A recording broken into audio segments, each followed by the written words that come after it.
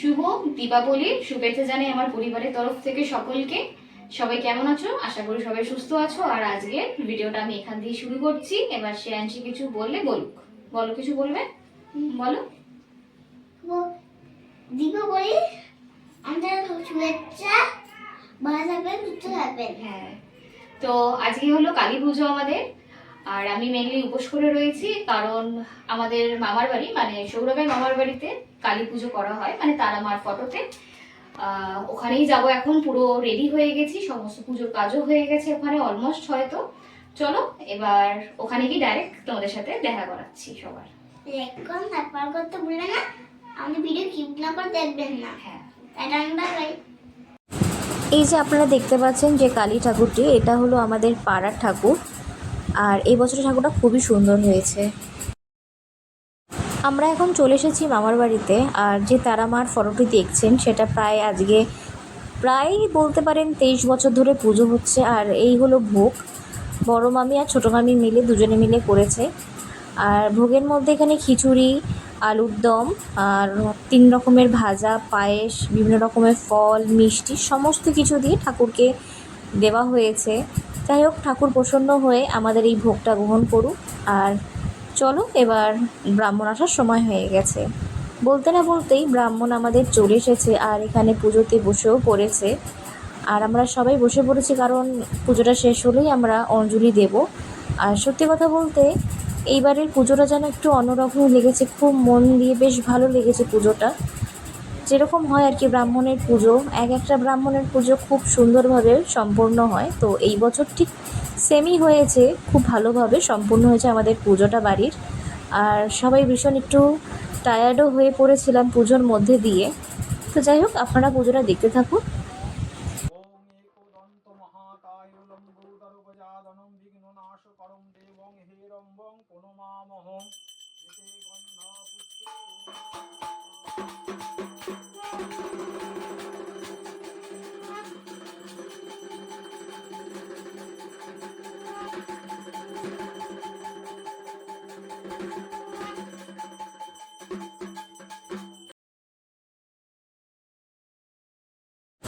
এখন ব্রাহ্মণ আরতি করে নিচ্ছে মায়ের।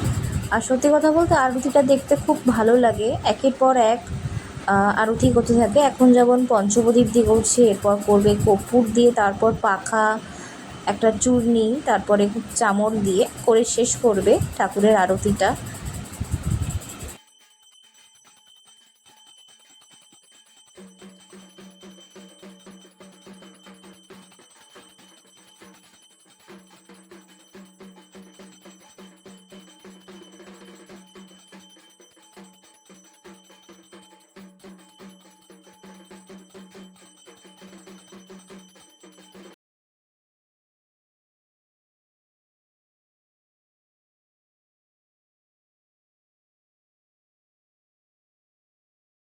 পুজো কমপ্লিট হয়ে গেছে। পুজো কমপ্লিট করে ওখানে চড়ামিত প্লাস একটু ঠাকুরের প্রসাদ খেয়ে বাড়িতে চলে এসেছি। একটু ফ্রেশ হব, ফ্রেশ হয়ে আবার মা বাড়িতে যাব।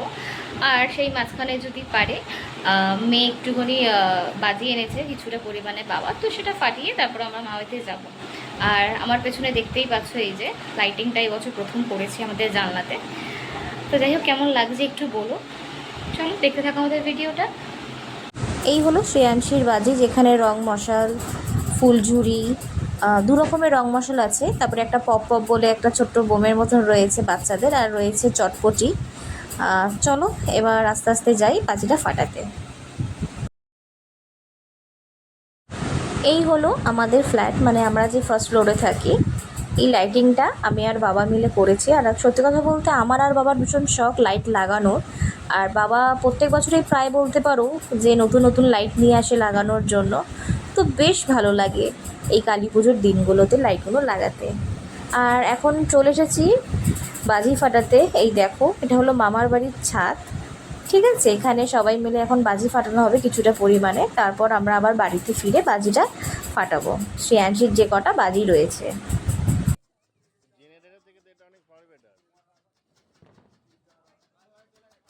আমার মনে হয় যে বাজি ফাটানোটা বেশ ভালো লাগে, কিন্তু সাবধানভাবে ফাটাতে হবে বা জ্বালাতে হবে, কারণ অন্যের যেন কোনো সমস্যা না হয়। আর বিশেষ করে যে আমাদের রাস্তার স্ট্রিট ডগ বা বলতে পারো আমাদের পাড়ার যে কুকুর বিড়াল যারাই আছে তারা তো অবলা, তারা তো মুখে কথা বলতে পারে না, বাট ওরা কিন্তু বাজির শব্দ বা এই আগুন থেকে ভীষণ ভয় পায়, যার জন্য একটু সাবধানতাভাবে জ্বালানোটা উচিত যাতে ওদের কোনো ক্ষতি না হয়। কারণ ওরা মুখে বলতে পারে না ঠিকই, কিন্তু ওরা ভয় পায়। যেমন আমাদের কোনো মানুষের যদি ব্যথা লাগে, আমাদের যেরকম কষ্ট হয়, ঠিক ওদেরও ঠিক তাই সেম হয়।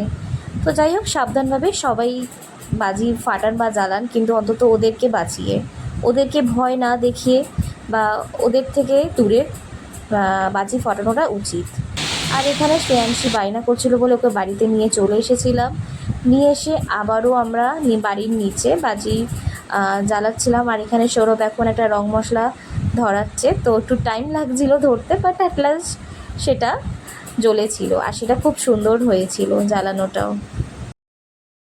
আর আমি যতই ভিডিও করি না কেন, সামনে আমার দুটো বাচ্চা ছিল, মানে শ্রেয়াংশী আর আমাদের পাশের বাড়ির শুভেচ্ছা বলে একটা ছোট্ট বাচ্চা মেয়ে, ওরা দুজনেই দাঁড়িয়েছিল আর ওদেরও সাবধান হওয়াটা খুব দরকার। আর আমি ওদেরকে বলছিলাম তোরা দুজনে একটু সাইড হয়ে যা, কারণ আঙ্কেল এখন নিয়ে আসছে বাজিটা।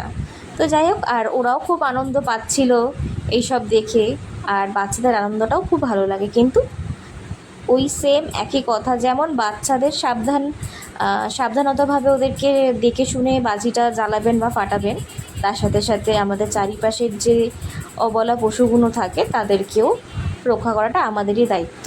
তো এখানে শ্রেয়াংশী খুব খুশি ওর পাপার সাথে বাজি ফাটিয়ে। এই যে পপ পপ যে মানে বোমটার কথা বলছিলাম, সেটা হলো এইটা, যেটা মাটিতে ফেললেই ফেটে যায়। শুভেচ্ছা ফাটাতে চাইছিল না, বাট আমার বলাতে সে নিল, সে ফাটল। আর তারা খুব মজা করছিল দুজনে মিলে, সেটা দেখতে খুব ভালো লাগছিল আমাদের। আর সত্যি কথা বলতে এইবারই ওইবারই করতে করতে এই উপর শরীরে এতটাই টায়ার্ড হয়ে পড়েছিলাম যে বাদবাকি আর ভিডিওটা আমি কমপ্লিট করতে পারিনি। কারণ রাতে যে আমরা ভোগ খেয়েছিলাম মামার বাড়িতে কি, সেটা আর আমার ভিডিও করে ওটা হয়নি। কারণ সেদিনকে ঠাকুরের জন্য খিচুড়ি ভোগ হয়েছিল, বাট আমাদের যারা বাড়ির লোকেরা ছিল আমাদের জন্য করা হয়েছিল রাইস, আলুর দম, পায়েস, চাটনি, ভাজা, মিষ্টি, এইগুলোই ছিল। বাট এত টায়ার্ডনেসের কারণে আমার আর ভিডিও করে হয়ে ওটা হয়নি। দেন তারপরে বাড়িতে এসে একবারে রেস্টে চলে গেছিলাম। তো যাই হোক, আপনারা ভিডিওটা দেখতে থাকুন আর এনজয় করুন।